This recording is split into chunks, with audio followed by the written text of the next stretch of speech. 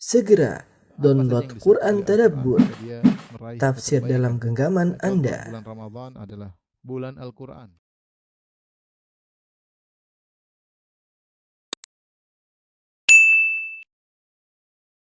Bismillahirrahmanirrahim. Assalamualaikum warahmatullahi wabarakatuh. Alhamdulillahi ala ihsani wa syukru lahu ala taufiqihi wa amtinani wa asyhadu an la ilaha illallah wahdahu la syarika lahu ta'ziman li sya'nihi wa asyhadu anna Muhammadan abduhu wa rasuluhu da'ila ridwani. Allahumma salli alaihi wa ala alihi wa ashabihi wa ikhwani.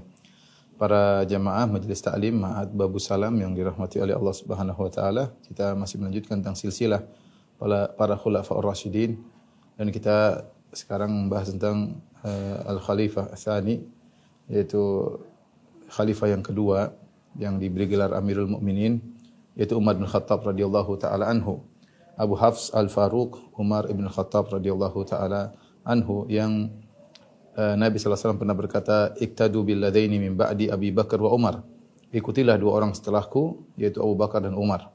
Para salaf dahulu mengatakan, kana sahabah yu'allimuna abna'ahum hubba Abi Bakar wa Umar kama yu'allimunahum as-suwar minal Qur'an.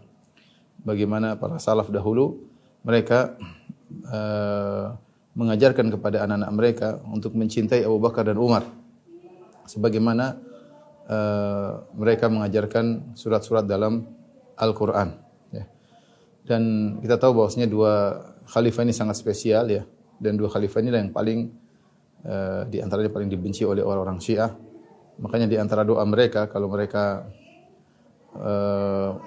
sedang berdoa, mereka mengatakan Allahumma al'an sonamai Quraisy. Kalau mereka berziarah kepada kuburan Abu Bakar dan kuburan Umar, maka mereka berkata Allahumma al'an sonamai Quraisy. Ya Allah, laknatlah dua berhala orang-orang Quraisy. Yaitu maksudnya mereka adalah Abu Bakar dan Umar. Mereka mengatakan Allahumma al'an sonamai Quraisy. Ya Allah, laknatlah dua berhala orang Quraisy, maksudnya Abu Bakar dan Umar. Kita beribadah kepada Allah dengan mencintai Abu Bakar dan Umar, mereka beribadah, ya, menganggap mereka beribadah dengan melaknat Abu Bakar dan Umar. Apalagi Umar bin Khattab sangat mereka benci, ya, karena Umar bin Khattab radhiyallahu taala anhu, ya, yang telah menaklukkan negeri Persia di zaman Umar bin Khattab radhiyallahu taala anhu, dan akhirnya beliau pun mati syahid dibunuh oleh Abu Lu'lu' al-Majusi.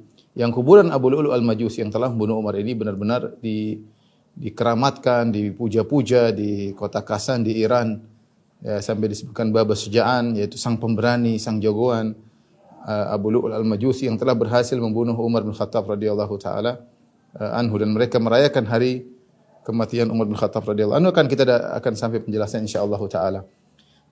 Siapakah Umar bin Khattab radhiyallahu taala anhu? Tentu kemuliaannya sangat banyak, akan kita jelaskan setelah ini insyaallah taala. Kita bicarakan dulu tentang nasab beliau, nasab Umar bin Khattab radhiyallahu taala anhu. Perhatikan sini. Beliau bernama Umar Ibn al-Khattab, ya. Jadi bapak beliau namanya Al-Khattab bin Nufail. Al-Khattab bin Nufail. Nufail ini adalah orang yang terpandang, Nufail bin Abdul Uzza, ya, orang yang terpandang di zaman kakek beliau. Orang-orang selalu bertahkim kepada Nufail, ya. Jadi Umar bin Khattab bin Nufail bin Abdul Uzza bin Rabah bin Abdullah bin Qarad bin Razah, kemudian bin Adi bin Ka'ab bin Nu'ay bin Ghalib bin Fihr bin Malik bin Nadhr bin Kinanah bin Mudrika bin Ilyas sampai Al-Adnan. Nah, di sini perhatikan Umar bin Khattab radhiyallahu anhu bernisbah kepada bin Adi. Makanya disebut dengan Banu Adi, ya, anak-anak daripada Adi, sehingga Umar dikatakan Umar Al-Adawi. Umar Al-Adawi, nisbah kepada kakek beliau yaitu Adi, ya. Umar Al-Adawi. Ini untuk membedakan karena Quraisy sangat besar. Semua Quraisy adalah Nadhr. Ini adalah Quraisy. Perhatikan. Perhatikan depannya Nadhr bin Kinanah, inilah Quraisy. Semua yang merupakan keturunan Nadhr bin Quraisy, di bawahnya adalah semua orang Quraisy. Jadi Nadhr bin Kinanah adalah Quraisy. Sehingga semua yang di bawah keturunan Nadhr bin Kinanah maka semuanya adalah orang Quraisy. Maka untuk membedakan karena mereka sangat besar, maka dinisbahkan kepada kakek mereka yang terkenal, yang membedakan satu dengan yang lainnya. Seperti Umar bin Khattab dinisbahkan kepada Adi, Bani Adi. Dan Adi bin Ka'ab. Nah, kakek Nabi kembali kepada Ka'ab. Jadi Umar dan Nabi kakeknya bertemu di Ka'ab bin Lu'ay bin Ghalib bin Fihr bin Malik bin Nadar. Ketemu dengan kakek Nabi di Ka'ab, ya. Ka'ab. Inilah secara sederhana tentang silsilah Umar. Maka kalau kita mengatakan Umar Ibn Khattab Al-Adawi Al-Qurashi, ya. Umar Ibn Khattab Al-Adawi karena dia turunan dari Adi bin Ka'ab, dan Al-Qurashi karena dia keturunan Nadhr bin Kinanah, ya. Nadhr bin Kinanah. Kemudian di antara saudara beliau adalah Zaid bin Amr bin Nufail. Zaid bin Amr bin Nufail, saya tulis itu Zaid bin Amr bin Nufail, yang terkenal sebagai salah seorang dari Al-Ahnaf. Al-Ahnaf maksudnya sudah menyuruh kepada tauhid dan tidak berbuat kesyirikan. Bahkan sebelum Nabi diangkat menjadi Rasulullah sallallahu alaihi wasallam, menjadi seorang rasul, Zaid bin Amr bin Nufail tidak berbuat kesyirikan, dan dia menyuruh orang untuk berjalan di atas jalan Nabi Ibrahim alaihissalam yang meninggalkan penyembahan terhadap berhala. Maka dia termasuk dari Al-Ahnaf atau Al-Hanifiyun, yang meskipun di masa fatrah dia tetap bertauhid kepada Allah Subhanahu wa taala. Dia adalah sepupunya Umar bin Khattab radhiyallahu taala anhu. Adapun ibu Umar bin Khattab, ibunya, ya perhatikan, ibunya adalah Hantamah, ya ini. Hantamah bin Hashim ibn al-Mughirah al-Makhzumiyah, ya, dari Bani Makhzum. Yang ibunya Umar ini adalah sepupu dari Abu Jahal. Ya, perhatikan, sepupu. Karena Abu Jahal namanya Amr bin Hisham bin al-Mughirah. Perhatikan, Amr bin Hisham bin al-Mughirah. Jadi hubungan antara Umar dengan Abu Jahal dekat, ya, karena Umar ibunya dari Bani Makhzum, adapun bapaknya dari Bani Adi, ya. Umar ibunya dari Bani Makhzum, ya. Jadi Hantamah bintu Hashim ibn al-Mughirah, dan al-Mughirah ini kakeknya Abu Jahal sama, Amr bin Hisham ibn al-Mughirah. Sehingga dekat hubungan antara Umar dengan Abu Jahal. Kemudian Umar punya beberapa saudara yang sekandung, ya. Zaid ibn al-Khattab. Zaid ibn al-Khattab yang kalau tidak salah meninggal di Ma'rakatul Yamamah, kalau saya tidak salah ingat. Kemudian Fatimah bintul Khattab, yang keduanya masuk Islam sebelum Umar. Keduanya masuk Islam sebelum Umar, akan kita jelaskan sejarah mereka insyaallah taala. Umar lahir pada 13 tahun setelah lahirnya Nabi, yaitu Rasulullah SAW lahir, perhatikan lahirnya Umar, ya. Lahirnya Umar yaitu 13 tahun setelah lahirnya Nabi sallallahu alaihi wasallam. Ya, Nabi sallallahu alaihi wasallam lahir di Amul Fil, lahir pada tahun gajah, yaitu tahun di mana Allah membinasakan atau menghancurkan tentara Abrahah yang datang dengan membawa pasukan bergajah. 13 tahun setelah itu Umar lahir. Yang kira-kira adalah 40 tahun sebelum hijrah, yaitu Umar lahir tahun 40 tahun sebelum hijrah Nabi sallallahu alaihi wasallam, ya. Makanya saya tulis ini 40 tahun qoblal hijrah. Qafha maksudnya qoblal hijrah. Kemudian jadi dia lebih muda daripada Nabi 13 tahun.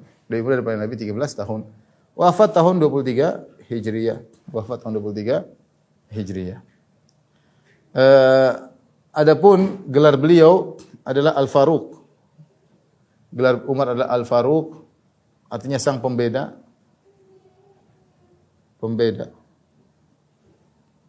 Maksudnya apa? Yufarriqullahu bihi bainal haqq wal batil. Di mana Allah membedakan antara hak dan kebatilan dengan Umar. Jadi antara Allah membedakan hak dan kebatilan dengan Umar. Dan kunyah beliau adalah Abu Hafs. Abu Hafs, meskipun beliau tidak punya anak namanya Hafs.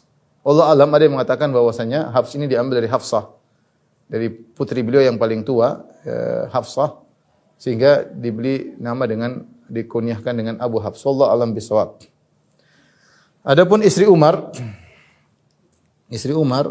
Umar bin Khattab radhiyallahu anhu menikah, total wanita yang beliau nikahi yang masih sama beliau maupun dicerai ada 7 orang. Kemudian juga beliau punya anak dari Ummu Walad. Ummu Walad itu budak yang kalau tidak salah 2 orang wanita yang beliau gauli, budak beliau, kemudian punya anak. 2 Ummu Walad dan punya anak dari Umar bin Khattab radhiyallahu anhu, 2 budak wanita. Adapun dari istri Ada 7. Ya, di antara 7 istri beliau tersebut adalah Zainab bintu Maz'un. Ya. Zainab bintu Maz'un yang ini merupakan saudara dari Utsman bin Maz'un. Ya. Utsman bin Maz'un yang terkenal ahli ibadah. Utsman bin Maz'un radhiyallahu ta'ala anhu punya saudari namanya Zainab bintu Maz'un. Menikah dengan Umar bin Khattab radhiyallahu anhu dan punya beberapa anak, di antaranya Abdullah Al-Akbar, itu Abdullah bin Umar yang terkenal, yang sering meriwayatkan hadis. Abdullah bin Umar ini kita sering bilang Ibnu Umar. Abdullah bin Umar. Ada Abdurrahman Al-Akbar. Kenapa disebut Al-Akbar? Al-Akbar karena Umar punya anak dari istri yang lain atau dari wanita yang lain juga namanya Abdullah, sehingga dibedakan, ada Abdullah Al-Akbar, ada Abdullah Al-Asghar. Ya. Kemudian juga Abdurrahman Al-Akbar. Karena Umar punya anak, kalau tidak salah ada 3 namanya Abdurrahman. Abdurrahman Al-Akbar, kemudian ada yang Al-Awsat yang tengah dan Al-Asghar. Kemudian putri beliau Hafsah, Ummul Mukminin Hafsah, istri Nabi sallallahu alaihi wasallam, Ummul Mukminin. Di sinilah hubungan dekat dengan Umar dengan Nabi sallallahu alaihi wasallam karena putri Umar Hafsah bintu Umar adalah istri Nabi sallallahu alaihi wasallam. Kemudian di antara juga istri-istri beliau ada Mulaikah punya anak Ubaidillah, kemudian ada juga anak istri beliau Ummu Kulthum bintu Ali. Ini yang perlu kita perhatikan, Ummu Kulthum bintu Ali bin Abi Thalib. Ummu Kulthum ini adalah putri dari pernikahan antara Ali bin Abi Thalib dengan Fatimah. Dengan Fatimah radhiyallahu taala anha. Sehingga Ummu Kulthum ini saudaranya Hasan dan Husain, saudarinya Hasan dan Husain. Satu lagi kalau tidak namanya Muhsin ya, tapi intinya Ummu Kulthum ini adalah putrinya Ali bin Abi Thalib radhiyallahu taala anhu yang kemudian menikah dengan Umar bin Khattab radhiyallahu taala anhu dan punya anak 2, pertama namanya Zaid Al-Akbar, yang kedua namanya Ruqayyah. Ya. Jadi Zaid bin Umar, cuma mereka meninggal ya, sehingga tidak ada keturunan dari Zaid. Tapi saya perlu menyampaikan hal ini kenapa? Karena ini menunjukkan bahwasanya hubungan Umar dengan Ali sangat baik. Menunjukkan hubungan Ali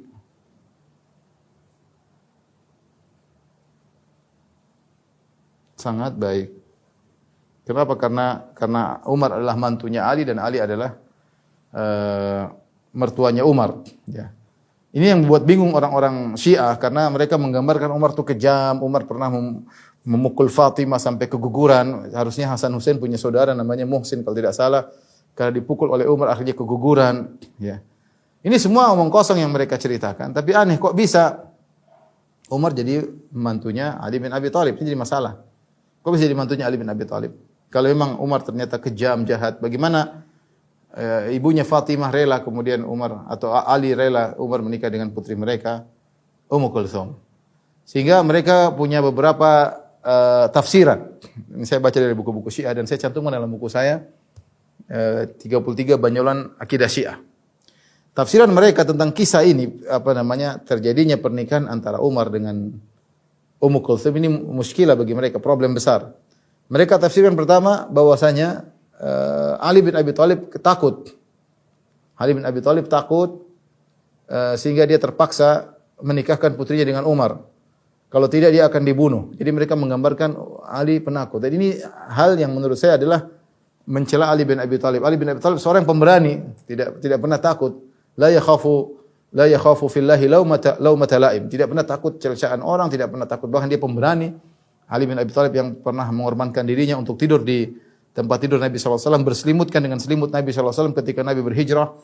Ya, agar Nabi selamat ya, agar dia disangka Nabi kalau bisa jadi dibunuh dengan tiba-tiba.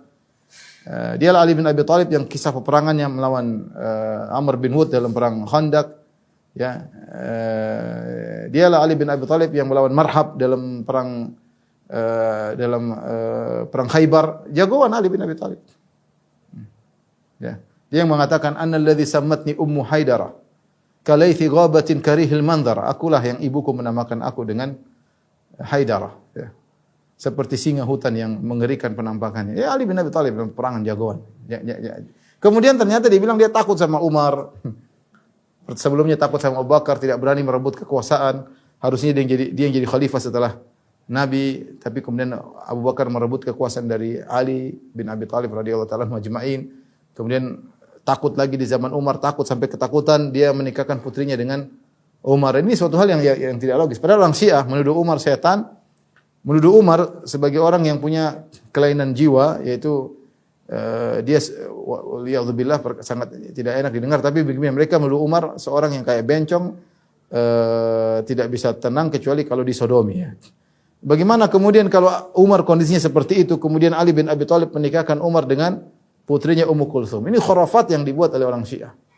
Mereka sulit menerima kenyataan pahit ini. Bagaimana Ali, Umar yang mereka bilang setan, bahkan dalam sebagian buku lebih parah daripada Fir'aun kata mereka.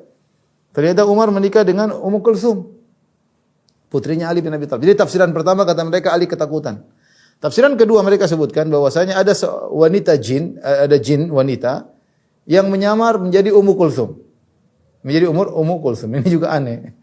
Kalau dia menyamar jadi Ummu Kulsum, kenapa kemudian punya anak namanya Zaid bin Khattab, kemudian Ruqayyah? Ini semua khurafatnya orang-orang Syiah ya. Khurafatnya orang Syiah. Jadi yang benar hubungan antara Umar dengan Ahlul Bait hubungan baik, sebagaimana hubungan Abu Bakar dengan Ahlul Bait juga baik. Terlebih lagi anaknya Umar, putrinya Umar, Hafsah adalah istri Nabi sallallahu alaihi wasallam ya. Hubungan yang baik digambarkan buruk oleh orang-orang Syiah dengan berita-berita dusta yang mereka sampaikan. Yang jadi masalah Zaid bin Umar ini termaktub dalam buku-buku mereka, di antara buku Al-Kafi Al-Kulaini, yaitu semacam Sahih Bukhari menurut orang-orang Syiah. Baik, inilah sekilas tentang nasab Umar bin Khattab radhiyallahu taala anhu. Jadi Umar dari sisi ayah dari Adawi, dari sisi ibu Makhzum, dari Bani Makhzum, dan punya kedekatan dengan Abu Jahal, punya kedekatan dengan yang kita sebutkan tadi. Inilah silsilah nasab Umar bin Khattab radhiyallahu taala. Setelah ini kita akan bahas tentang keutamaan Umar bin Khattab radhiyallahu anhu. Mudah-mudahan nanti masalah sejarah Umar kita sampaikan pada pertemuan berikutnya. Sekarang kita fokus akan bahas tentang keutamaan Umar bin Khattab radhiyallahu taala anhu.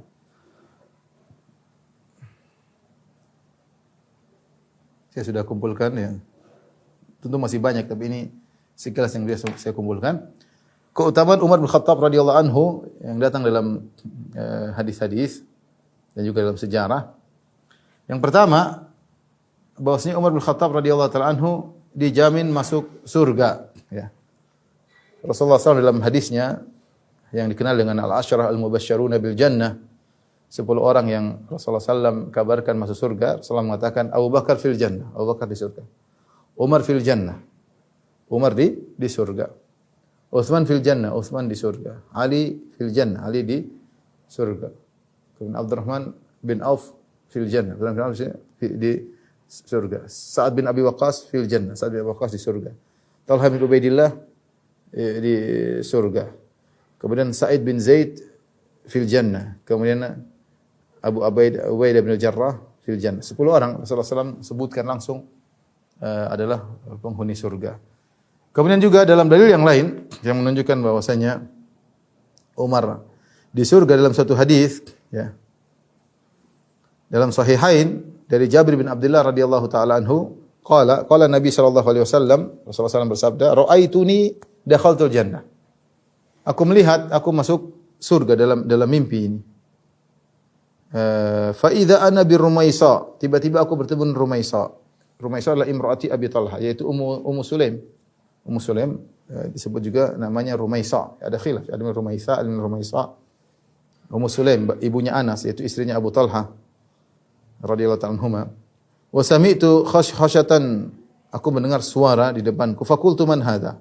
Suara apa ini? Suara derap langkah. Faqala hadha Bilal, ini Bilal. Wa ra'aitu qasran bi fana'ihi jariyah. Aku melihat ada suatu istana, di pelatarannya ada seorang gadis. Faqultu liman hadha? Maka aku bertanya, ini qasr istana milik siapa? Faqala li Umar, maka dikatakan kepadaku milik Umar. Fa aradtu an adkhulahu, aku ingin masuk dalam istana tersebut. Fa anzuru ilaihi, dan aku ingin lihat apa istana tersebut. Fa dzakartu ghairataka, dan aku ingat sikap cemburumu wahai Umar. Umar orang yang pencemburu. Orang Arab dulu bangga kalau memiliki sifat pencemburu. Jadi bukan laki-laki yang cemburu, bukan perempuan yang mencemburu. Laki-laki juga pencemburu, tidak ingin istrinya dilihat oleh orang, tidak ingin. Umar cemburu ya. Ya. Faqala Umar, bi abi wa ummi ya Rasulullah, a'alaika agar? Kata Umar, ya Rasulullah, aku menebus engkau dengan ayah dan ibuku. Apakah aku cemburu kepada engkau wahai Rasulullah? Intinya Rasulullah SAW melihat dalam mimpinya. Kita tahu mimpi para nabi adalah wahyu. Dan ini menunjukkan Umar masuk surga dan di dalam surganya dia memiliki qasar, memiliki istana yang di situ ada gadis, ada bidadari. Ini hadis riwayat Jabir bin Abdullah radhiyallahu taala anhu dalam Sahih Bukhari, Sahih Muslim. Demikian juga hadis berikutnya ini menunjukkan Umar dijamin masuk surga. Wa an Abi Hurairah radhiyallahu taala anhu, dari Abu Hurairah radhiyallahu anhu, beliau berkata, "Bainama nahnu inda Rasulillah sallallahu alaihi wasallam." Tatkala kami sedang bersama Nabi sallallahu alaihi wasallam, idz qala, tiba-tiba Nabi berkata, "Baina ana naimun," tatkala aku sedang mimpi, "ra'aituni fil jannah," aku melihat dalam mimpiku aku berada dalam surga. Fa idza imra'atun tatawaddau ila janibi qasr. Tiba-tiba aku melihat ada seorang wanita, gadis, seorang wanita berwudu di pinggir di samping istana. Fa qultu liman hadzal qasru? Aku berkata, milik siapakah istana ini? Fa qalu li Umar, kata mereka, ini milik Umar. Fa dzakartu ghairatahu fa wallaitu mudbiran. Aku pun ingat bagaimana cemburunya Umar, maka aku pun pergi meninggalkan istana tersebut. Fa baka Umar, Umar pun menangis. Wa qala, dan Umar berkata, "A'alaika aghar ya Rasulullah? Apakah aku cemburu kepada engkau wahai Rasulullah?" Ini dalil bahwasanya Umar di surga. Ini menunjukkan bahwasanya Umar di surga.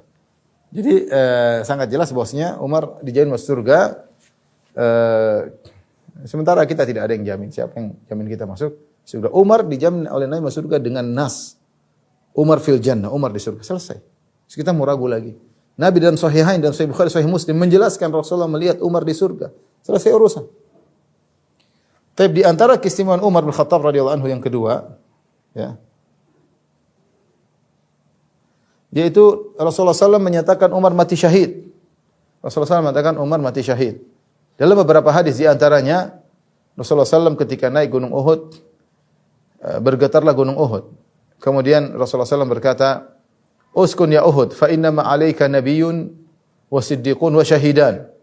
Wahai Gunung Uhud, irtajaf, Gunung Uhud bergoyang. Kata Nabi SAW, wahai Gunung Uhud, diamlah engkau. Fa inna ma 'alaika, sungguhnya yang ada di atas engkau, ngapain kau goyang? Di atas engkau ini hanyalah seorang nabi, wa siddiq, yaitu Abu Bakar As-Siddiq, wa syahidan. Ya, dua orang yang mati syahid, yaitu Umar dan Utsman.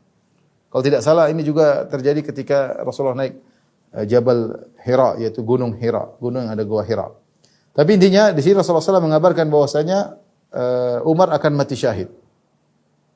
Dan di antara doa Umar bin Khattab dalam Sahih Bukhari, Umar berdoa kepada Allah Subhanahu wa taala, "Allahumma in as'aluka syahada fi baladi rasulik." Ya Allah, urzuqni syahadata fi baladi rasulik. Ya Allah, aku mohon kepada Engkau menganugerahkan kepadaku mati syahid di kota nabimu, yaitu kota Madinah. Ketika Hafsah kalau tidak salah mendengar doa ayahnya, dia mengatakan, "Bagaimana bisa wahai ayahanda?" Karena ketika itu Umar jadi khalifah dan kaum muslimin mengadakan penaklukan luar biasa, ekspansi. Dan namanya mati syahid, ya harus mati di tangan musuh.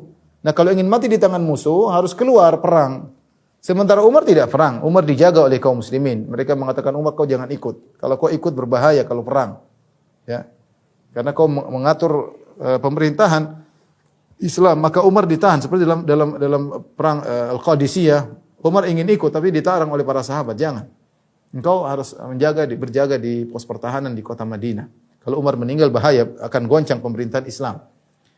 Maka ketika Umar ingin mati syahid, anaknya bagaimana?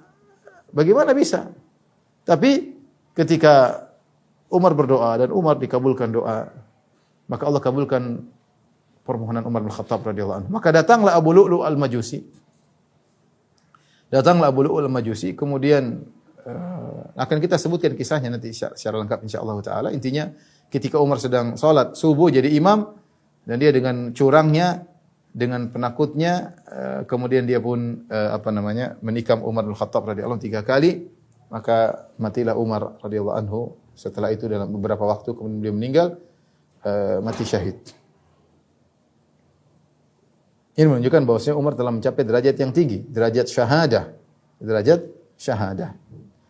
Kemudian di antara keistimewaan Umar bin Khattab radhiyallahu anhu, keutamaan Umar bin Khattab radhiyallahu anhu. Umar bin Khattab radhiyallahu anhu idenya ya sering disetujui oleh Allah Subhanahu wa taala. Disetujui oleh Allah Subhanahu wa taala. Dan ini disyaratkan oleh Nabi sallallahu alaihi wasallam dari hadis Abu Hurairah radhiyallahu anhu. Nabi sallallahu alaihi wasallam pernah berkata, "Laqad kana fi man kana qablakum min bani Israil rijalun yukallamuna min ghairi an yakunu anbiya." Dahulu sungguhnya ada orang-orang sebelum kalian dari Bani Israel, ya. Orang sebelum kalian dari Bani Israel, orang-orang yang diberi ilham dan mereka bukan nabi. Fa iyyakum min ummati minhum ahadun fa Umar. Kalau ada salah seorang dari umatku yang seperti diberi ilham oleh Allah meskipun dia bukan nabi, maka orang itu adalah Umar. Bahkan dalam sebagian riwayat kata Nabi sallallahu alaihi wasallam, "Lau kana nabiyyun ba'di lakana Umar." Kalau ada nabi setelahku, maka yang akan jadi nabi adalah Umar bin Khattab radhiyallahu taala anhu, ya.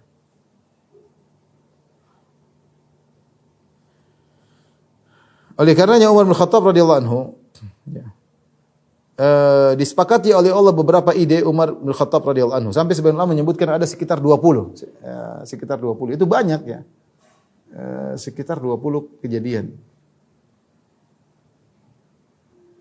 Kalau tidak salah, saya tidak salah ingat, ya. Kalau tidak salah disebutkan oleh Ibnu Mulaqin di antaranya dalam kitabnya Tawdhih. Tapi banyak, ya, intinya banyak. Di antaranya seperti Umar pernah berkata sendiri dari Anas radhiyallahu anhu, Umar berkata, "Wafaqtu Allah fi thalathin, aw wafaqani Allah fi thalathin." Aku sepakat dengan Allah dalam 3 perkara atau Allah menyetujuiku dalam 3 perkara. Pertama, qultu ya Rasulullah, yang pertama, "Lau takhadhta min maqami Ibrahim musalla."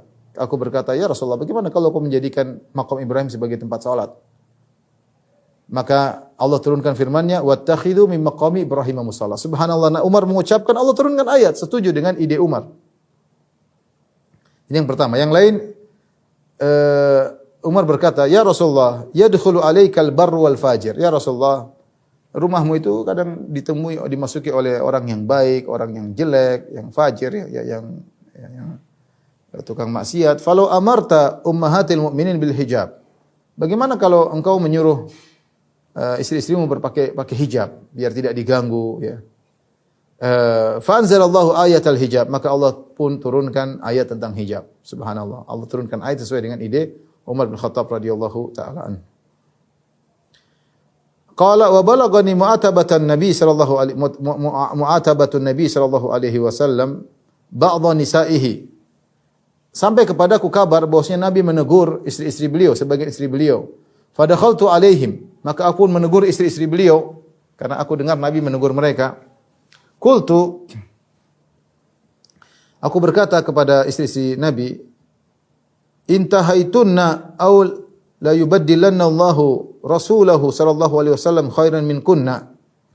Aku berkata, hendaknya kalian berhenti wahai istri-istri Nabi, jangan menyakiti Nabi sallallahu alaihi wasallam, jangan mengganggu Nabi sallallahu alaihi wasallam. Atau Allah akan menggantikan istri-istri untuk Nabi yang lebih baik daripada kalian. Hatta ataitu ihda nisaihi qalat, sampai aku datangi salah seorang dari istri Nabi dan dia protes ketika Umar menegur. Dia protes, dia berkata, "Ya Umar, ma fi Rasulullah sallallahu alaihi wasallam ma ya'idhu nisa'u hatta ta'idhuhunna anta?" Wahai Umar, sudah cukup. Apakah Rasulullah tidak cukup nasihatnya sehingga kau harus ikut campur, ikut nasihati kami?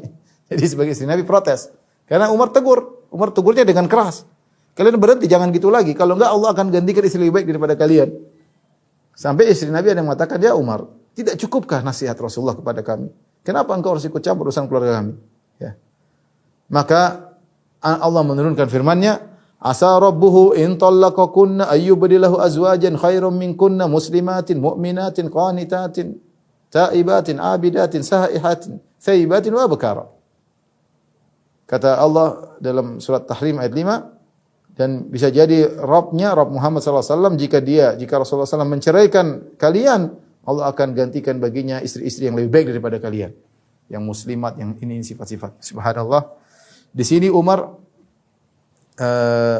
Allah setuju pada Umar dengan 3 perkara. Ya. Di antara yang lain yang kita sebutkan juga, kisah ketika Abdullah bin Ubay bin Salul. Siapa Abdullah bin Ubay bin Salul? Dialah gembong orang-orang munafik. Ya, ketika dia meninggal dunia, datanglah putranya Muslim, Abdullah bin Ubay bin Salul, musyrik, anaknya Abdullah Muslim. Ya, maka dia datang kepada Nabi, kemudian dia minta agar Rasulullah SAW memberikan komisnya, jubahnya kepada ayahnya, agar ayahnya yaitu Abdullah bin Ubay bin Salul, gembong munafik, dikafankan dengan baju Nabi. Maka Rasulullah SAW membuka kafannya, kemudian Rasulullah SAW pun kasih kepada Abdullah bin Ubay bin anaknya, Abdullah bin Ubay bin Salul, anaknya ini kasih bapakmu. Padahal bapaknya gembong orang munafik. Kemudian Rasulullah pun datang ke rumah Abdullah bin Ubay bin Salul, ya, untuk menyolatkan Abdullah bin Ubay bin Salul, salat jenazah. Maka Umar datang. Rasulullah dengan sebagian sahabat. Umar pun datang, Umar bin Khattab radhiyallahu anhu memegang baju Nabi. Fa akhadha Umar bin Khattab bi thawbihi. Umar memegang baju Nabi sallallahu alaihi wasallam. Umar berkata, "Tusalli alaihi wa huwa munafiq, wa qad nahaka Allah an tastaghfir lahum." Ya Rasulullah, engkau menyolatkan Abdullah bin Ubay bin Salul sementara dia orang munafik dan Allah telah melarang engkau mohonkan ampun bagi orang munafik ini. Nabi menjawab kepada Umar, kata Nabi, "Inna ma khayyarani Allahu au akhbarani Allahu." Allah berikan aku pilihan. Istaghfir lahum aw la tastaghfir lahum. In tastaghfir lahum 70 marratan fala yaghfir Allahu lahum. Allah kasih pilihan. Mohonlah ampunlah buat mereka atau kau tidak mohon ampun bagi mereka. Kau mohon ampun atau tidak, meskipun kau mohon ampun 70 kali Allah tidak akan ampuni mereka. Kata Nabi, fa azidu ala sab'in. Saya ingin mohon ampunan buat Abdullah bin Ubay bin Salul lebih dari 70 kali. Siapa tahu Allah maafkan. Kemudian Rasulullah SAW bertakbir, Allahu Akbar. Orang salat bersama Nabi. Setelah Nabi salat, turun firman Allah menyetujui Umar. Kata Allah, la tusalli ala ahadin minhum mata abadan wa la taqum ala qabrih. Innahum kafaru billahi wa rasulihi wa matu wa hum fasiqun. Jangan salat kepada salah seorang dari mereka kalau meninggal dunia. Jangan berdiri di atas kuburannya. Sungguhnya mereka kafir kepada Allah dan Rasulnya. Dan mereka meninggal dalam kondisi fasik. Subhanallah, Allah menyetujui Umar bin Khattab radhiyallahu ta'ala anhu. Ya. Demikian juga di antara Allah setuju dengan Umar bin Khattab radhiyallahu anhu tentang kisah Usara Badar. Rasulullah SAW kita dalam perang Badar, Rasulullah SAW menang 319 atau 317 melawan 1000 orang dan Rasulullah SAW menang dan Rasulullah banyak menawan puluhan orang tawanan perang Badar, orang Quraisy ditawan. Maka Rasulullah SAW punya ide agar menerima fidyah, tebusan agar mereka dibebaskan. Sementara Umar punya ide beda. Umar ingin mereka dibunuh saja. Mereka dibunuh, ya, untuk menunjukkan bagaimana kuatnya Islam. Ya. Saya bacakan hadisnya dari Ibnu Abbas radhiyallahu anhuma. Falamma asaru al-usara qala Rasulullah sallallahu di Abu Bakar Umar tatkala kaum muslimin menawan para tawanan dalam perang Badar, maka Rasulullah SAW berdiskusi sama Abu Bakar dan Umar. Kata Rasulullah SAW, "Ma tarawna fi haula'il usara?" Menurut kalian apa yang kita lakukan terhadap tawanan-tawanan ini? Abu Bakar berkata, "Hum ya Nabiullah banul am al-ashira." Kata Abu Bakar, "Ya Rasulullah, mereka adalah saudara-saudara kita. Mereka adalah anak-anak paman kita, kerabat kita. Ara an ta'khudha minhum fidyah." Menurutku, kata Abu Bakar, engkau ambil fidyah, tebusan sudah selesai. Mereka juga masih kerabat. Fatakunu lana quwwatan 'alal kuffar, dan fidyah tadi bisa menjadi kekuatan bagi kita, yaitu modal kita. Fa asallahu an yahdiyahum lil Islam. Siapa tahu Allah kasih hidayah kepada mereka. Jawaban yang indah dari Abu Bakar. Ambil saja, nanti kita punya kekuatan dengan siapa tahu mereka dapat hidayah. Rasulullah SAW bertanya kepada Umar, "Ma tara ya Ibn al-Khattab?" Belum ada wahyu datang kepada Nabi. Menurut Anda bagaimana Ibn al-Khattab? Qultu la, kata Umar, tidak. Wallahi ya Rasulullah, ma ara alladhi ra'a Abu Bakar. Aku tidak setuju dengan pendapat Abu Bakar. Walakinni ara an tadrib a'naqahum. Menurutku kau bunuh mereka ya Rasulullah. Fatumakkina Aliyan min Aqil wa fayadrib unuqahu. Menurutku kau suruh Ali bunuh Aqil. Ali bin Abi Thalib, Aqil bin Abi Thalib. Jadi Umar punya ide yang kelihatannya kenceng, yaitu saudara bunuh saudara, saudara muslim bunuh saudara kafir, agar tahu bagaimana Islam yang sesungguhnya ya. Ini antara hak dan batil. Maka kata Umar, biarkan Ali bunuh Aqil. Wa tumakkinni min fulan, dan biarkan aku bunuh si fulan, itu kerabatnya Umar. Fa'adribu unuqahu, dan aku akan bunuh dia. Fa inna haula'i aimmatul kufur, mereka adalah gembong-gembong kekufuran. Wa sanadiduha, pemimpin kekufuran. Fahawa Rasulullah sallallahu alaihi wasallam qala Abu Bakar wa lam yahwi ma qultu. Ternyata Rasulullah SAW lebih condong kepada idenya Abu Bakar. Rasulullah SAW tidak condong kepada pendapatku, kata Umar. Falamma kana minal ghadi jitu fa idza Rasulullah sallallahu alaihi wasallam wa Abu Bakar qa'idaini yabkiyain. Besoknya aku ketemu Abu Bakar dan Umar, Abu Bakar dan Rasulullah, ternyata keduanya sedang duduk menangis. Faqultu ya Rasulullah, akhbirni min ayyi syai'in tabki anta wa sahibuka. Ya Rasulullah, kabarkan kepadaku, apa yang buat engkau menangis, engkau dan temanmu yaitu Abu Bakar? Fa in wajadtu bukaan bakaitu. Kalau memang ada sebab saya ikut nangis ya Rasulullah. Wa in lam ajid bukaan tabakaitu li bukaikuma. Kalau saya tidak bisa menangis, saya akan pura-pura untuk menangis untuk sebagai bela sungkawa bersama kalian. Rasulullah SAW mengabarkan, abki lilladhi arada alayya fi ashabika min akhdhihimul fida. Laqad arada alayya adhabahum adna min hadhihi syajarah. Akhirnya Rasulullah SAW mengabarkan bahwasanya ya Allah menegur Nabi SAW seharusnya tidak perlu menerima fidyah. Allah turunkan firman-Nya, "Ma kana lin nabiyyin an yakuna lahu asra hatta yudkhina fil ard." Dan seterusnya. Tidak pantas bagi Nabi untuk memiliki tawanan ya. Harusnya setelah perang kuat, sudah kuat Islam baru terima tawanan. Ini baru masih di awal Islam. Dari sini kita tahu bahwasanya Allah kembali setuju kepada Umar bin Khattab radhiyallahu taala anhu.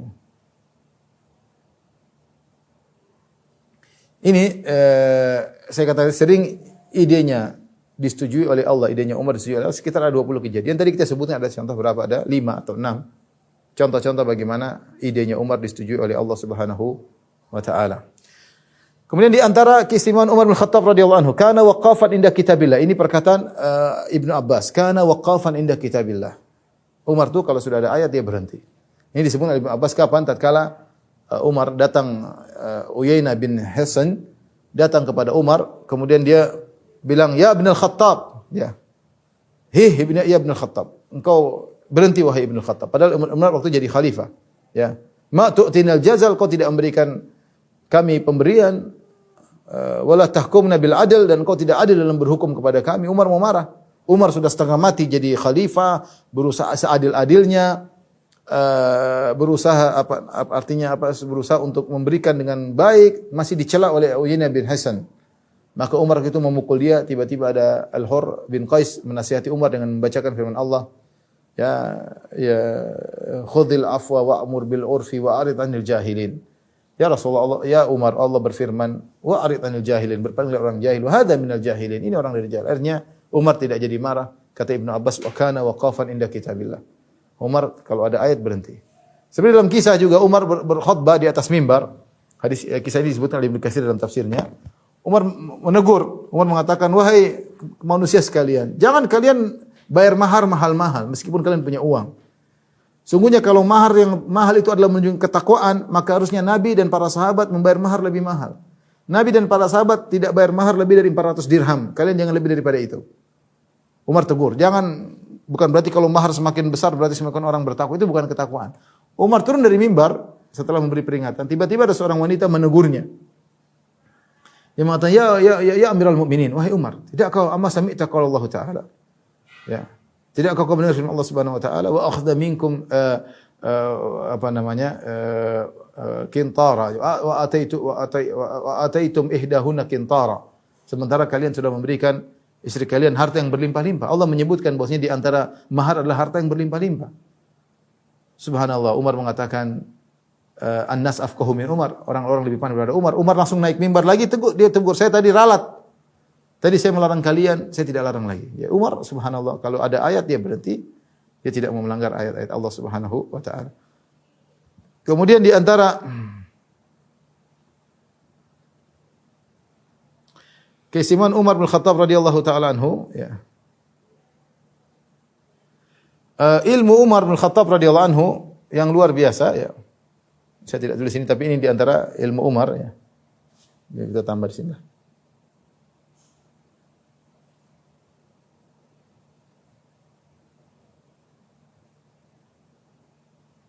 Ilmu Umar, ya, dan agama Umar yang dipuji oleh Nabi. Dalam satu hadis kata Rasulullah SAW, baina ana naimun idh ra'aitu qadhan utitu bihi fihi laban. Ketika saya tidur, saya bermimpi, tiba-tiba ada secangkir susu diberikan kepadaku. Fasyaribtu, aku pun fasyaribtu minhu, aku minum dari cangkir yang isi susu tersebut. Hatta ini la ara rayya yajri fi adfari. Kata Nabi SAW, aku melihat bahwasanya dahagaku hilang. Itu puas dari minum, ya, kenyang dari air tersebut sampai terlihat di kuku-kukuku. Yaitu aku minum yang banyak, minum dari gelas tersebut yang banyak. Thumma ataitu fadli Umar bin Khattab. Kemudian sisa dari gelasku tadi saya kasihkan kepada Umar. Subhanallah. Sisa susu tadi yang saya minum sampai puas saya berikan kepada Umar. Qalu fama awwalta dzalika ya Rasulullah? Apa takwil Anda ya Rasulullah terhadap mimpi Anda tersebut? Kata Rasulullah, al-ilmu, ilmu. Artinya Rasulullah SAW punya ilmu yang luar biasa. Dan Umar mengambil ilmu Nabi dari gelas yang sama. Umar mengambil ilmu. Jadi Nabi memuji ilmu Umar. Nabi memuji ilmu Umar radhiyallahu taala anhu. Ini contoh. Hadis yang lain, jadi ilmu Nabi, ilmu Umar dari sumber yang sama. Makanya jadi dikatakan dalam hadis kata Rasulullah SAW, Inna Allah ja'ala al-haq fi lisani Umar yantiqu bihi. Allah menjadikan kebenaran di lisannya Umar dan Umar berucap dengan kebenaran tersebut. Dalam hadis yang lain dari hadis Abu Sa'id Al-Khudri radhiyallahu taala anhu, beliau berkata, "Sami'tu Rasulullah sallallahu alaihi wasallam yaqul, aku mendengar Rasulullah sallallahu alaihi wasallam berkata, "Baina ana na'imun ra'aitu an-nas uridu alayya wa alaihim qumusun." Ketika aku mimpi dalam tidur, aku melihat orang-orang dihadapkan di hadapanku, para sahabat di hadapanku, dan mereka pakai gamis, pakai jubah. Faminha ma yablughu thudiyya, di antara mereka ada yang komisnya cuma sampai di sini. Ya, artinya dari atas cuma sampai di sini rupanya. Wa minha ma yablughu duna dzalik, dan ada yang komisnya lebih panjang lagi sampai di bawah. Ya. Wa urida alayya Umar ibn al-Khattab wa alayhi qamisun yajsarruhu. Dan aku diperlihatkan Umar bin Khattab, ternyata dia pakai gamis panjang sampai isbal, sampai dia geret-geret komisnya. Qalu fama awwaltahu ya Rasulullah? Apa takwil Anda ya Rasul, tafsiran terhadap mimpi ini? Kata Rasulullah SAW, ad-din. Baju tersebut gambaran daripada agama. Artinya agamanya Umar luar biasa. Sampai melebihi tubuhnya, sampai digeret-geret Umar, makanya Umar dikenal orangnya syadid. Dia kencang tapi dia kencang terhadap dirinya. Sebelum dia tegas sama orang lain, dia tegas pada dirinya. Sebagian orang sama orang bilang apa? Timbangan ganda. Ya. Sama orang kencing, sama dia tidak. Orang seperti itu. Sama orang kencing luar biasa, sama dia tidak. Umar sebelum kencing sama orang, dia kencing sama dirinya. Umar bin Khattab radhiyallahu taala anhu kencing sama dirinya masalah agama, tegas, wara. Luar biasa Umar bin Khattab radhiyallahu taala anhu. Tapi di antara keistimewaan Umar bin Khattab radhiyallahu taala anhu, beliau yang pertama, perhatikan nomor 5 ya. Beliau yang pertama memunculkan kalender Hijriyah. Disebut oleh Ibnu Katsir dalam Bidayah wa Nihayah, kisahnya ketika ada seorang mengadu kepada Umar bahwasanya ada temannya belum bayar kewajibannya padahal sudah jatuh tempo di bulan Sya'ban. Maka mereka menghadap Umar, kemudian Umar berkata, "Benar sudah jatuh tempo?" "Sudah ya Umar. Karena ini sudah bulan Sya'ban." Kata Umar, "Mana? Ini ada tulisannya di bulan Sya'ban. Ada buktinya." Kata Umar, "Sya'ban yang mana? Sya'ban tahun ini? Apa Sya'ban tahun sebelumnya? Atau Sya'ban tahun setelahnya? Tahun depan?" Tidak ada tertulis tahun, cuma tertulis bulan. Dan bulan Hijriyah, yaitu bulan Muharram, Safar, Rabiul Awal, Rabiul Tsani, Jumadil Ula, Jumadil Ukhra, Rajab dan Sya'ban, Ramadan, kemudian Syawal, Dzulqa'dah, Dzulhijjah, ini sudah dikenal di zaman jahiliyah.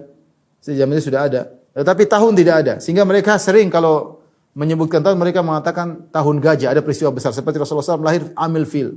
Rasulullah SAW lahir pada tahun gajah. Karena mereka tidak punya nomor tanggalan, nomor tahun. Maka Umar ketika terjadi peristiwa ini, kemudian dia mengumpulkan para sahabat. Kira-kira kita bikin tahun bagaimana caranya? Ada yang bilang kita ikuti tahunnya Romawi, Persia, Umar tolak. Mereka memang kita tahun pertama dari kelahiran Nabi, ada yang dari tahun pertama dari diangkatnya Nabi menjadi seorang Nabi. Ada beberapa ide, ternyata Umar setuju tahun pertama adalah hijrahnya Nabi SAW. Tahun pertama adalah tahun hijrahnya Nabi. Maka sejak itu ada tanggal Hijriyah, tanggalan Hijriyah. Dan ini penting. Ya, karena tahun Hijriyah mengingatkan kita kepada proses hijrah. Dari terbelakangnya Islam menjadi jayanya Islam. Bagaimana pengorbanan para sahabat dari Mekah menuju Madinah, meninggalkan harta, meninggalkan kekayaan, meninggalkan tanah kelahiran, meninggalkan kerabat demi untuk tersebarnya Islam. Tahun Hijriyah. Yang pertama kali buat adalah Umar bin Khattab radhiyallahu anhu dengan persetujuan para sahabat. Di antara keistimewaan Umar, dia yang menghidupkan salat tarawih. Ya. Salat tarawih, Rasulullah SAW melaksanakan salat tarawih. Dalam hadis disebutkan 3 kali Rasulullah SAW salat tarawih bersama para sahabat. Kemudian pada hari berikutnya Rasulullah SAW salat sendiri. Para sahabat nunggu untuk Rasulullah salat tarawih. Rasulullah SAW tidak salat tarawih.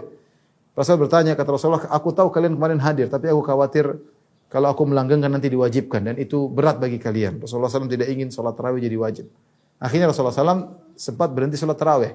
Di zaman Abu Bakar, salat tarawih tidak berjalan karena Abu Bakar sibuk 2 tahun, cuma menjadi khalifah 2 tahun.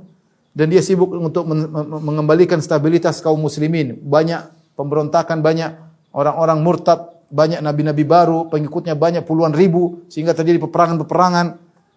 Ketika Abu Bakar wafat, Umar kemudian menjadi khalifah dan kondisi stabil. Umar suatu malam pergi ke Masjid Nabawi di bulan Ramadan. Dia lihat orang-orang salat tarawih sendiri-sendiri. Ada yang salat sendirian, ada yang cuma rahtu, yaitu cuma 6-7 orang. Ada yang cuma bertiga, ada yang cuma berdua. Jadi mereka tersebar di Masjid Nabawi. Maka Umar punya ide bagaimana kalau digabungkan. Dipimpin oleh seorang imam Ubay bin Ka'ab. Maka Umar berkata dalam ucapannya yang emas, dia mengatakan, nikmatil bid'atu hadhihi. Sebaik-baik bid'ah adalah ini. Maksudnya bid'ah suatu yang diadakan lagi namun sudah disyariatkan. Ya, ini bid'ah secara bahasa kata para ulama. Karena salat tarawih sudah ada di zaman Nabi SAW dan ketika itu juga mereka sudah melaksanakan salat tarawih cuma sedikit-sedikit. Ada yang 7 orang, ada yang 3 orang. Ya, Umar punya ide biar lebih enak digabung semuanya.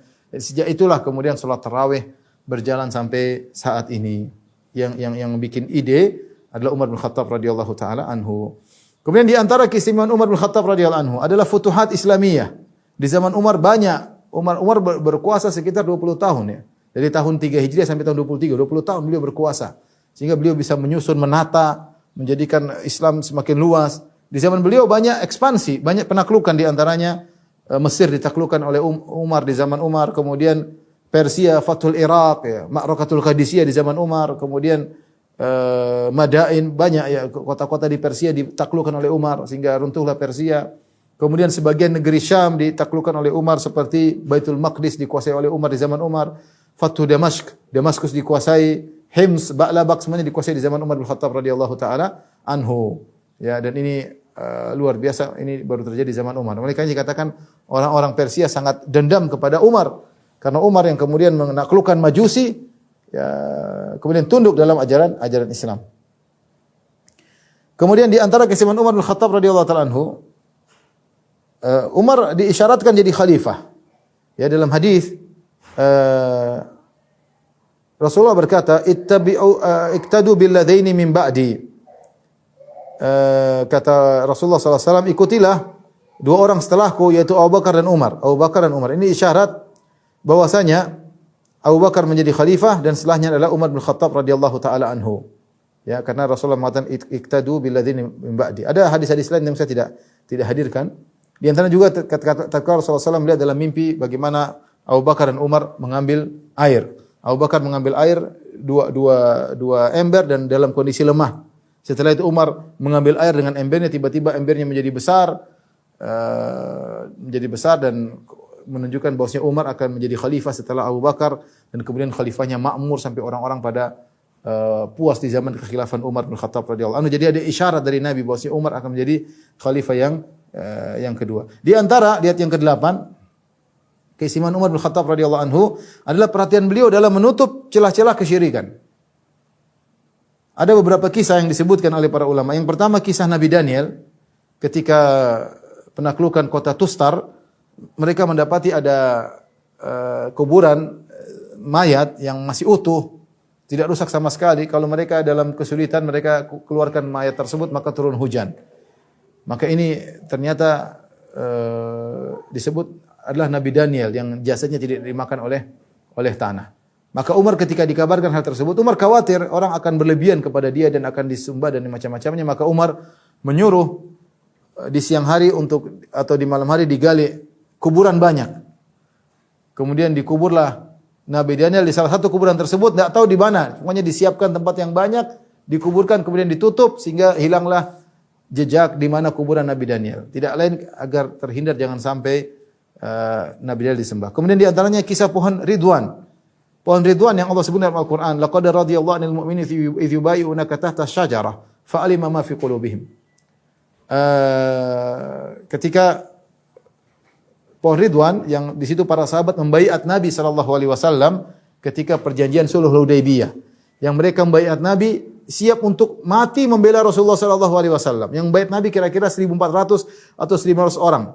Yang kata Nabi sallallahu alaihi wasallam, la yadkhulun nar man bai'ani tahta syajarah. Tidak ada yang masuk neraka orang yang baiatku di bawah pohon ini kecuali satu orang munafik ya. Para sahabat disebutin dalam Al-Quran pohon tersebut. Laqad radiyallahu 'anil mu'minin idh yubayyi'unaka tahta syajarah. Sungguh Allah telah ridha kepada kaum mukminin tatkala mereka membaiat engkau di bawah sebuah pohon. Pohon tersebut hanya pohon Ridwan. Orang-orang mulai datang beribadah di situ. Umar suruh tebang pohon tersebut. Umar suruh tebang pohon tersebut. Ketika musim haji berikutnya, sahabat kalau tidak salah Ibnu Umar berkata, kami tidak tahu lagi di mana tempat pohon tersebut. Kami tidak sepakat. Ada yang mengatakan di sini, tapi intinya jejaknya hilang. Pohon Ridwan tersebut hilang. Ini yang melakukan siapa Umar agar orang-orang tidak macam-macam di situ. Demikian juga ketika di musim haji ada suatu tempat Rasulullah SAW pernah sholat di situ. Sebagian orang dan Rasulullah sholat itu bukan sengaja, tapi qadarullah pas datang waktu sholat Rasulullah sholat kebetulan di situ. Bukan menyengajakan tempat situ tempat berkah, tidak, kebetulan Rasulullah lewat, Rasulullah salat di situ sallallahu alaihi wasallam. Maka sebagian orang ada yang sengaja nunggu waktu salat di situ agar bisa salat di situ, nunggu waktu zuhur, nunggu waktu asar, maka Rasulullah disampaikanlah kepada Umar pun marah. Kata Umar, "Inna ma ahlaka man kana qablakum ittiba'u athari anbiya'ihim." Dulu orang-orang binasa gara-gara mengikuti jejak seperti ini. Ini tidak dianjurkan. Beda dengan tempat yang Rasulullah sengaja untuk salat situ, berarti tempat situ berkah seperti Masjid Nabawi, Masjidil Haram. Adapun Nabi cuma numpang lewat, kemudian Nabi kebetulan salat situ, jangan dianggap tempat itu tempat spesial. Umar tegur. Contoh lagi, di antaranya Umar melengsarkan Khalid bin Walid. Khalid bin Walid di zaman Umar menjadi pemimpin peperangan, menang beberapa kali berturut-turut sehingga timbul khawatir Umar ada akidah yang keliru. Yang mengatakan kalau ada Khalid kita menang, ada Khalid kita menang. Maka Umar melengsarkan Khalid agar menjaga akidah kaum muslimin, agar mereka tidak bertumpu kepada Khalid, bertumpu kepada Allah Subhanahu wa taala. Kemudian di antara contoh yang lain yaitu perkataan Umar terhadap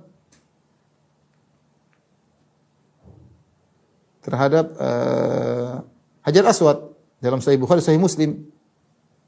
Kata Umar bin Khattab radhiyallahu ta'ala, "Ya Hajar, inni a'lamu annaka Hajar la tanfa' wa la tadur.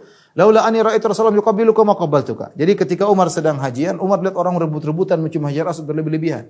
Maka Umar khawatir, kita disunahkan mencium Hajar Aswad. Tapi Umar berkata dengan suara yang lantang, "Ya Hajar, wahai Hajar Aswad. Inni a'lamu annaka Hajar. Aku tahu kau hanya sekedar batu. La tanfa' wa la tadur. Kau tidak bisa beri manfaat, tidak bisa beri mudarat. Laula anni ra'aitu Rasulullah sallallahu alaihi wasallam yuqabbiluka ma qabbaltuka." Kalau aku tidak lihat Nabi cium kamu, aku tidak bakalan cium kamu. Supaya apa? Supaya orang tidak punya keyakinan yang salah tentang Hajar Aswad. Ini sunahnya jarang mencium, bukan kemudian kalau dicium ada aliran aura atau aliran energi. Tidak, ini cuma sunahnya dicium karena Rasulullah pernah mencium. Maka Umar dengan lantang mengatakan, "Inni a'lamu annaka Hajar." Kau hanyalah sekedar batu, la tanfa' wa la tadur, tidak bisa beri mudarat. Kalau Hajar Aswad saja tidak bisa diberi manfaat, tidak bisa diberi mudarat, apalagi batu akik dan batu-batu yang lainnya. Di antara keistimewaan Umar, kata Nabi sallallahu alaihi wasallam, yaitu setan takut dengan Umar ya.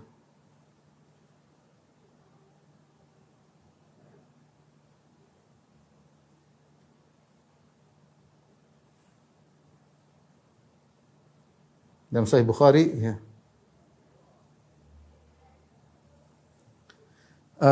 Rasulullah SAW berkata, "Walladhi nafsi biyadihi ma laqiyaka syaitanun salikan fajjan illa salaka fajjan ghayra fajjik."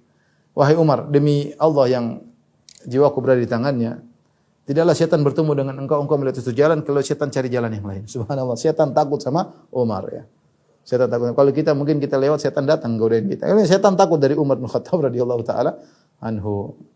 Taib ini beberapa keistimewaan Umar bin Khattab radhiyallahu anhu. Insyaallah kita lanjutkan tentang sejarah Umar pada pertemuan yang lain. Wallahu a'lam bishawab. Demikian saja kepada jamaah Majelis Ta'lim Ma'had Babu Salam yang dirahmati Allah Subhanahu wa taala. Insyaallah kita lanjutkan tentang kisah Umar pada pertemuan berikutnya. Kurang lebih saya mohon maaf. Wabillahi taufiq wal hidayah. Assalamualaikum warahmatullahi wabarakatuh.